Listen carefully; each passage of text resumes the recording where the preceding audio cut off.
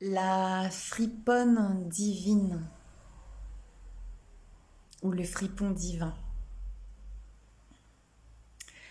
La première fois que j'ai entendu cette expression, et d'ailleurs la seule fois, je ne l'avais jamais lue ni entendue nulle part, ça a tout de suite résonné.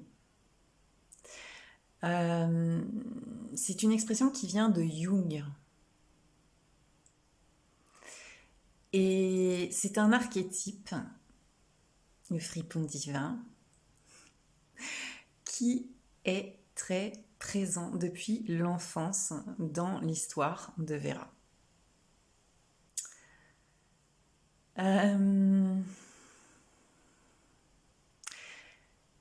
Si on devait donner une définition, ça renvoie à plein de figures différentes. Ça renvoie à l'enfant, ça renvoie au chaman, au bouffon. Le bouffon qu'on peut retrouver dans les pièces de Shakespeare, par exemple, mais aussi dans l'histoire de l'humanité, il y a toujours eu des bouffons, des chamans. Ce fripon, il peut aussi... c'est le fou. Ce fou qui fait tellement peur et qui fascine tellement. Cette folie divine. Cette folie sacrée.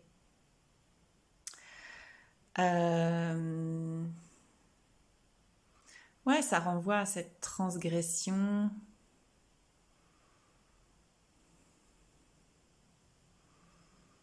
Un peu comme au carnaval.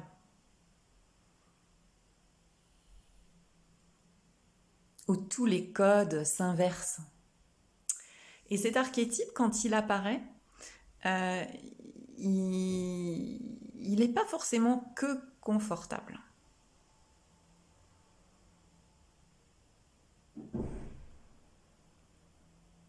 Et pour Vera, et pour l'apparent environnement.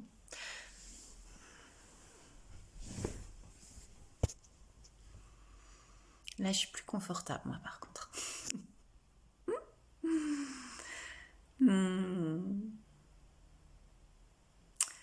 Et en même temps, j'adore cette friponne. Enfin, cet archétype...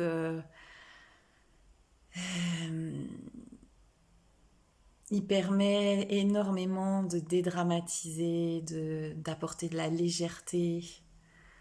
Il y a beaucoup d'humour. Il y a beaucoup, effectivement, ça peut être... Bon, c'est un jugement peut-être, hein, c'est de dire ça, mais c'est encore une étiquette, mais ça peut être très provoque.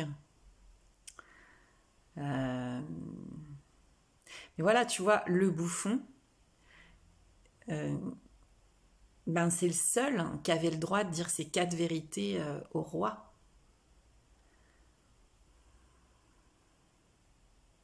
C'est un peu aussi comme les enfants, quand on dit la vérité sort de la bouche des enfants, mais c'est ça, le fripon, c'est qu'il n'y a personne qui décide de friponner. Ça sort tout seul.